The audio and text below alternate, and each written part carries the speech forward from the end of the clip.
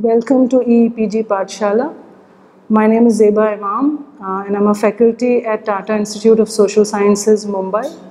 We will be talking about Dalit feminism as part of the anti-oppressive feminist theories, and this module is part of the course on gender and social work. The learning outcome for this module is sort of four basic points that you should be able to understand and talk about at the end of this module. What is Dalit feminism? The history of the emergence of Dalit feminism, the debates within the Dalit feminism disciplinary space, and finally the contribution of Dalit feminism to the feminist theory in general in terms of challenging it and contributing in its forms of concepts and theories. As I said, the purpose of this module is to introduce students to the Dalit feminist perspective and theory. The module will include an account of the historical trajectory that led to the emergence of Dalit feminism as a theory as well as praxis. The perspective developed as a response to the failings of both the mainstream women's movement and the Dalit movement in addressing concerns of Dalit women that emerge out of their specific location where caste and gender intersect. The module consists of two sections. The first section explains the theory and trace the trajectory of emergence of Dalit feminist perspective. And the second section will give account of the debates within the disciplinary space that Dalit feminism occupies currently. So this module is primarily consisting of two sections. Section 1 talks about perspective and historical developments, and Section 2 talks about the theoretical debates. Starting with Section 1, Dalit feminism, as we said, is a theoretical perspective that centers Dalit women's experiences as a vantage point to understand patriarchy and caste as intersecting social structures. Dalit feminism as a perspective has emerged out of the critiques of the mainstream women's movement in India, highlighting its inability to account for the intersection of caste and gender, and the critique of the mainstream women's movement is based on two related points. One is that mainstream feminist theory bypassed the caste system altogether. In its analysis, even though, as we know now, patriarchy plays a vital role in the maintenance of the caste system. Point 2 is that an all-inclusive category called women and analysis of oppression only around the axis of gender fails to recognize that women's experiences is differentiated on the basis of caste. Dalit feminism gives a historical account of how the nature and intensity of women's exploitation changes with respect to their social location, that challenges the myth that all women are equal and therefore equally exploited. The need for Dalit feminism as a distinct perspective is articulated as a way of addressing the epistemological limitations of those operating from a privileged location. What it is arguing is that even with the best intentions, the knowledge produced from locations of power supports exploitative process at the level of thought and practice, and that certain locations are more likely to produce emancipatory knowledge because the way those locations allow women to see and experience and therefore explain oppression. However, Dalit feminism is not understood as an exclusionary or closed category that does not allow women who are not Dalits to enrich or participate in it. The perspective is based on a historical account of how the nature and intensity of women's exploitation varies with respect to their social location. Dalit feminism asserts that since Dalit women are the most exploited, their experiences hold critical significance in understanding oppression. This assertion does not, again, as I said earlier, does not imply that one gets trapped within the experiential or the experiences of a certain category of people. Instead, it seeks to move towards generating emancipatory knowledge on the basis of these experiences. In other words, arguing that certain locations are more likely to produce emancipatory knowledge since there are epistemological limitations for those operating from a privileged position because they are unable to see and experience things as somebody from a different social location. Sharmila Rege has elaborated this adequately in her work titled Dalit Women Talk Differently, a critique of difference and towards a Dalit feminist standpoint position. We will discuss this in some more detail when we are discussing topic 2 of this module. In terms of tracing the historical developments, we all know that autonomous organizations of Dalit women became visible in the 90s. There is a rich historical legacy of Dalit women's writing and organizing even before that, and that is what this historical trajectory will try to talk about. So a significant precursor to Dalit feminism is the Satyashodak movement started by Phule in 1874. It is regarded as the very first anti-caste movement of India as it spelled out and opposed the oppression of untouchable castes in so many words. So the movement had, the Satyashodak movement had significant participation of women in the movement. It was also a movement where women's education was for the first time in some ways taken up, and there were schools opened up specifically for Dalit women to be able to access education. Also, through the movement, there were a lot of women who were politicized, and two of the significant names are Tarabai Shinde and Mukta Salve. They carried the analysis of caste oppression forward. There's a well-known book called Stri Purush Tulna that was written by Shinde. It was published in Marathi in 1882. And it is a critique of upper caste patriarchy and regarded as the first modern Indian feminist text. Salve also wrote about marginalization of Dalits, particularly of Mahars and Mangs.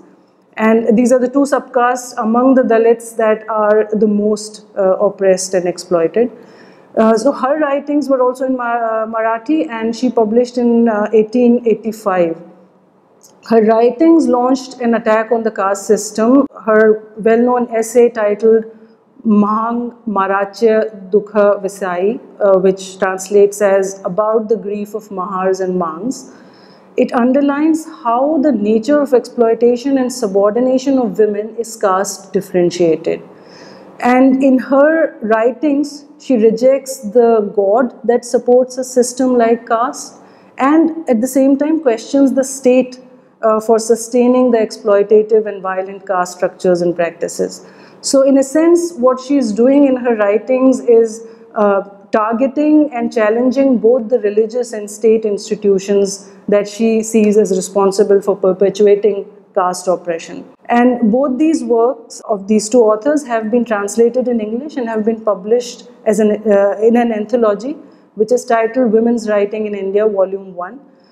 This would also form a part of an essential reading for a module like this. After Satyashodak movement, around 1997, what we call Ambedkarite movement started. And Ambedkarite movement mobilized Dalits politically on a much larger scale than the Satyashodak movement. There were several significant aspects of this movement. There were protests and events that were organized against the religious legitimacy that the scriptures gave to oppression of Dalits and women. And one of the well-known events is something that happened in December 25, 1927 at Mahad, where Ambedkar burnt a copy of Manusmriti. This particular event later on was the reason that Dalit Women's Organization wanted December 25th to be celebrated as Women's Liberation Day. And we will talk about this a little more again in topic 2. The Ambedkarite movement also highlighted the caste-based discrimination in accessing public resources like water and entry to temples. So there are two significant events again that come to mind. Mahad Chavdar Tale Satyagrah, which was organized on 20th March 1927, and Kalaram Mandir Satyagrah, which was organized on 2nd March 1930 in Nashik. These are both events where discriminatory customs barring the untouchable population from accessing village water tanks and the temples were broken as people marched and accessed the places that were barred to them. In his writings against caste-based oppression and exploitation, Ambedkar identifies endogamy as a means to perpetuate caste and highlights patriarchal control over women's choices for maintaining caste system. So in a sense, he's arguing that the prohibition on women marrying in castes other than their own is a way to keep the caste system intact and also to keep women as a vehicle to continue this caste system and therefore subjugated. So just as with the Satyashodhak movement, the Ambedkarite movement also had a significant participation of women, except that Ambedkarite movement was reaching out to a much larger number of people and was responsible for politicizing women in a very deep ways. And we'll talk about a few of the things that indicate this political radicalization and consciousness that we see among Dalit women at this time. Overall, the Ambedkarite movement had a critical role in women's political radicalization, and following are some of the significant events that point towards that. So for instance, in his speech at the Mahat Satyagraha that we talked about earlier in 1927, Ambedkar elucidated the relationship between caste and women's subordination as one of the important points of his conceptualization of caste oppression. The Conference of Scheduled Caste Federation in the 1940s, in which Dalit women's participation was significant, tells us that their inclusion in the entire Dalit movement was critical to Ambedkarite movement. There were also organization of Buddhist Mahila Mandals in all Dalit dominated areas in Maharashtra in the 1950s. Then we see women's participation in Dhamma Diksha, which is the ceremony of conversion to Buddhism that took place in 1956 on 14th of October, and this was not so much a religious act as a political act in terms of rejecting the caste system, and women again participated in this in very large numbers. Some other things that were happening in Ambedkarite movement and in regard to women's radicalization were Ambedkar's practice of organizing women's conferences, or Mahila Parishads as they were called, along with every general meeting, which led to a formation of a cadre of women leaders. And two such Dalit women leaders are Savitribai Borade and Ambubai Gaikwad. They were also on the executive committee of Janata, or in English, The People. This was a periodical that got started in 1930. Among other things, this periodical is credited to have a strong role in developing political consciousness around caste-based oppression and caste patriarchy specifically. So there are various events that happen that are an evidence of this kind of radicalization and political consciousness that was developing among women. In 1936, for instance, Mahila Parishad passed a resolution to reserve seats for Dalit women in the then provincial legal councils. In 1942, again, the Dalit Mahila Federation was formed in Nagpur, and that passed a resolution for better working conditions for mill worker women, hostels for Dalit girls, right to divorce, and law against bigamy among some of the significant resolutions. Then in 1945, there was an All India Untouchable Women's Conference that was hosted by the Federation at Nagpur. And in that, again, the need for separate organization by untouchable women was emphasized. And this underscores or highlights that mainstream Dalit organizations were not addressing Dalit women's issues. Whether these demands or resolutions were successful or not is a separate issue. Some of them were, some were not. But they all evidence that women were getting politically conscious and were seeing the importance of organizing and coming together, separate from Dalit organizations in general. So in the post-Ambedkarite phase also, women's participation was immense in struggles. Struggles like that of land rights, which were led by Dada Saheb Gaikwad, and also the Namantar agitation, which is well known in Maharashtra, which was initiated all over Maharashtra for naming the Marathwada University as Dr. Baba Saheb Ambedkar Marathwada University, and this demand was fulfilled in 1994. Then women were also very active in what is known as Gayan parties, or groups that sang songs on Ambedkar and his anti-caste teachings. And that also played a pretty significant role in the anti-caste movement. So what this trajectory tells us, the historical development of how Dalit women were being politically organizing, what it tells us is that while we understand the resurgence of debate around issues of caste and gender as something that came around 1990s, in fact, it could be traced to developments that were happening much earlier. And what was happening in 1990s is seen as something that was triggered by, among other things, the Mandal Commission report and the agitations around it. This can be read in, it's an essay written by Tharu and Niranjana. It is part of the essential readings. But we have this very long legacy of Dalit organizing and political participation that contributes to what is known as the Dalit feminism now. However, coming to early 1990s, there were many autonomous Dalit women's organizations that were becoming visible, giving rise to a political ideological platform called Dalit feminism. This became a catalyst for intense debates around the issue of caste and gender and their interrelatedness. The recognition of Dalit feminism as a distinct theory and practice within the discipline of feminist studies and the women's movement in India sort of crystallized through these debates around the 1990s. So essentially what we were talking about in this section 1 of the module was what is it that Dalit feminism talks about, and it's largely the interrelatedness of caste and gender.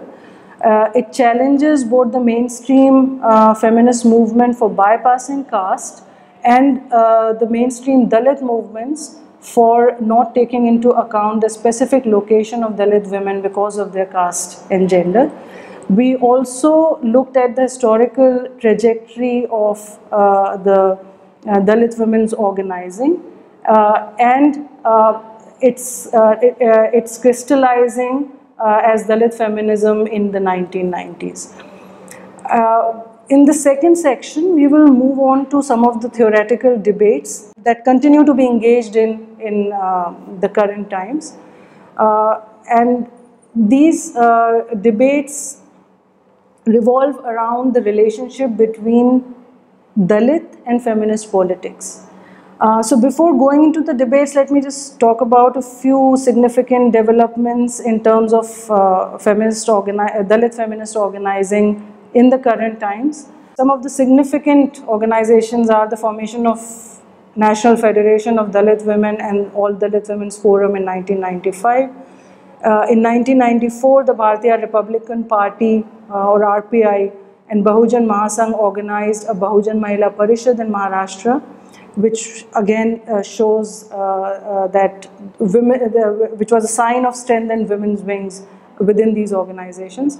And in December 1996, at Vikas Vanchit Dalit Mahila Parishad, or Marginalized Dalit Women's Conference, which was held at Chandrapur, the Parishad's president, Dr. Pramila Leela Sampath, put forth a proposal to commemorate December 25th, the day that Ambedkar had burnt a copy of Manusmriti as protest, as the Bharatiya Stri Mukti Din, or Indian Women's Liberation Day.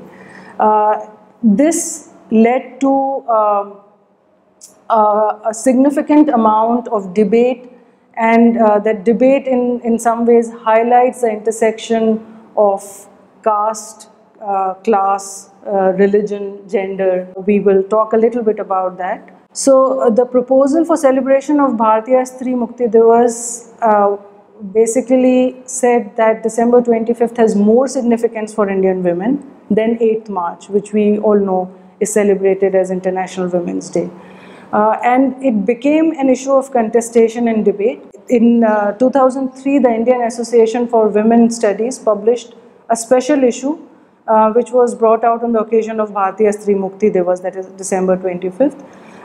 This issue is available online and could be accessed in order to understand the debate better. But some of the points that were of contestation were replacing 8th March by 25th December as Indian Women's Liberation Day could be divisive, because 8th March is seen as something that brings together women all over the world from all categories, and therefore in some ways is a symbol of women's unity. And so the contestation was that celebrating 25th December instead of 8th March as Indian Women's Liberation Day is going to fracture that unity. However, those who were endorsing the proposal, they stressed that the declaration of 25th December as Indian Women's Liberation Day is far more meaningful and is a political statement because of the significance it holds for Dalit women.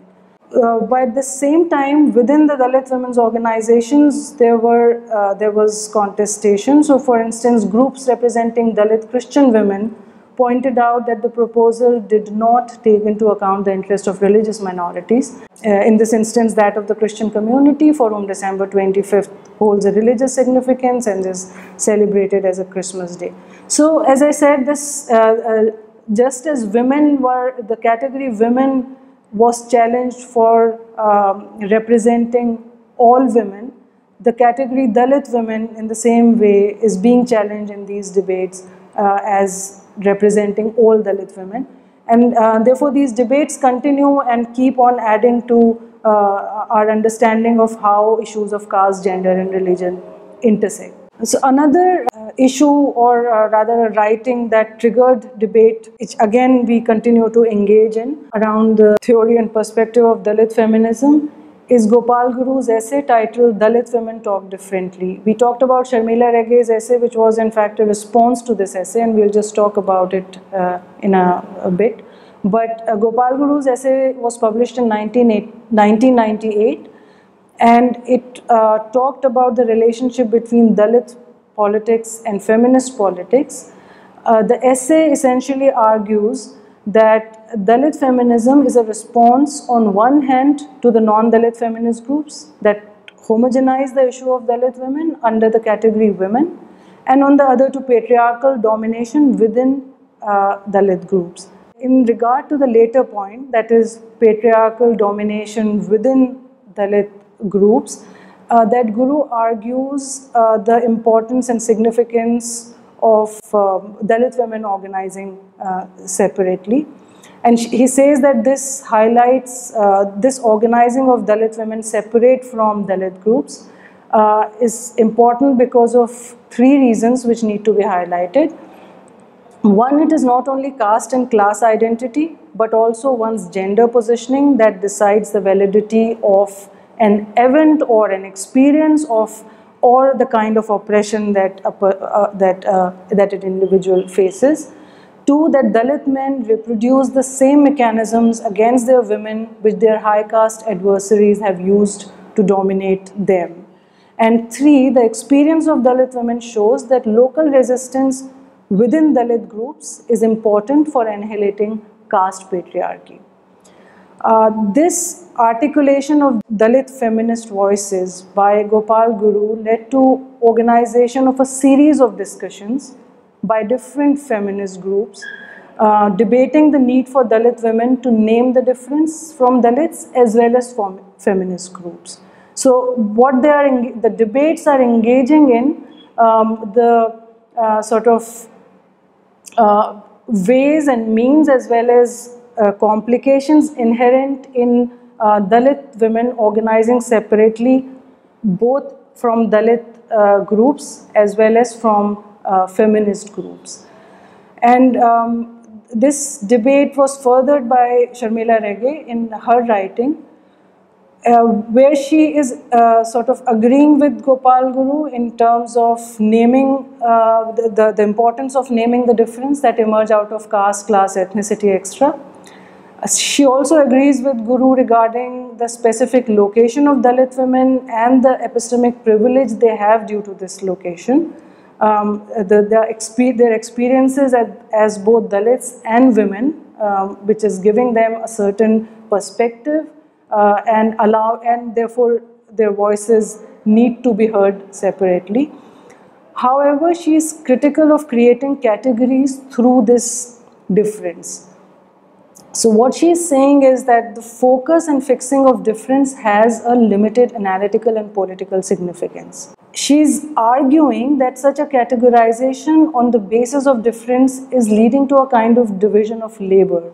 So, for instance, black feminists organize separately because the white feminist groups in the West were not taking into account the experiences of black women because of their race and gender, and therefore the need for them to organize separately. However, what also happened was this kind of division of labor that she is referring to, in which she's saying historical tasks are being assigned to different groups. So for instance, confronting racism becomes the sole responsibility of black women. Similarly, Dalit feminism as a category of difference would mean that confronting caste would then be the sole responsibility of Dalit women, and everybody else gets sort of relieved from that task. So she is formulating something that she calls Dalit feminist standpoint. And she is saying that although this standpoint stems from the subjective experiences of Dalit women and acknowledges the epistemic privilege, that is the location that allows them to see certain kind of oppressions and experience certain kinds of oppressions that others can't, that Dalit women have due to this specific location, this formulation or this standpoint takes a form of what she calls an objective epistemological position, which is available for non-Dalit feminists as well. So which means that the standpoint is not, it's not barring those who are not born as Dalits. It is asking you to educate yourself, understand, and giving you an opportunity to enrich that theory. So in that sense, it is constructive. It can be cultivated and is not dependent on birth. Though she is calling it Dalit feminist standpoint, she is not attaching any essentialist homogeneous character to it. And this, of course, continues to be debated. In her conclusionary paragraph of her essay, which she writes as response to Gopal Guru's essay, she emphasizes, and I quote her, "The Dalit feminist standpoint may originate in the works of Dalit feminist intellectuals, but it cannot flourish if isolated from the experiences and ideas of other groups who must educate themselves about the histories, the preferred social relations, and utopias and the struggles of the marginalized." This debate, of course, Gopal Guru and Sharmila Rege have contributed immensely and always forms a part of sort of essential readings to understand Dalit feminism. But there are other significant responses from feminist scholars and activists who engage with Guru's essays, and these include those by Kiran Moge and Vidyut Bhagwat. So Moge is critical of any kind of autonomous assertion, be it the emergence of autonomous organizations separate from left-based women's organizations or that of Dalit women's. What she's arguing is that this kind of autonomy is limiting because she says that Dalit women, if they are becoming autonomous and breaking away from other mass organizations like RPI, for instance, they face a threat of being autonomous from the masses. So a fear of a narrow identitarian politics that sort of isolates them. But Vidyut Bhagwat sort of counters that and suggests that autonomous assertion from the marginalized, the kind we see from Dalit women's organizations, cannot be termed as identitarian, as that would amount to overlooking the history of struggle by groups to name themselves and their politics. And these debates, of course, continue to be engaged in and continue to enrich Dalit feminism as a platform. So as evident from these debates, the Dalit feminist perspective is an attempt to produce knowledge and practices that match the concerns and realities emerging out of their caste and gender location. And the attempt is to develop a conceptual standpoint that supports liberatory politics. So taking together both the sections, what this module has tried to talk about is that Dalit feminist perspective has emerged as a distinctive perspective in the 1990s. It has gained visibility through Dalit women's separate organizing and theorizing, and it is a perspective to address marginalization of Dalit women from both Dalit movement as well as from the women's movement. And although it was in 1990s that we see Dalit feminism gaining visibility, but there is a much longer history of Dalit women organizing and participating, which needs to be understood in order to understand the current Dalit feminist theory. And we also try to talk a little bit about the contemporary debates in scholarly and activist spaces that flesh out this perspective. They spell out the relationship between social location and knowledge production. They are talking about how these locations that Dalit women occupy give them a vantage point, which, or as Sharmila Rege calls it, an epistemic privilege that allows them to see things and experience and therefore theorize in ways that others who have not experienced that cannot. However, she is also not saying that if you are not born a Dalit, you cannot enrich or participate in Dalit feminist theorizing. So that essentially is what the module is saying. And so, in order to read more about this and understand both the historical trajectory and the debates a little more, here some of the readings that you can refer to, the debates that IAWS Special Edition contains. There is an essay by Chakravarti called Conceptualizing Brahmanical Patriarchy in Early India, Gender, Caste, Class and State, published in EPW. Of course, Guru's essay and Sharmila Rege's essay. You can also read Moon and Pawar's We Also Made History, Women in the Ambedkarite Movement. This is again work in Marathi which has been translated by Vandana Sonalkar. And you can also read Tharu and Niranjana's essay that I referred to earlier called Problems for a Contemporary Theory of Gender. So that is it. Thank you, and hope this helps you take interest in Dalit feminist theories and read more to educate yourself. Thank you.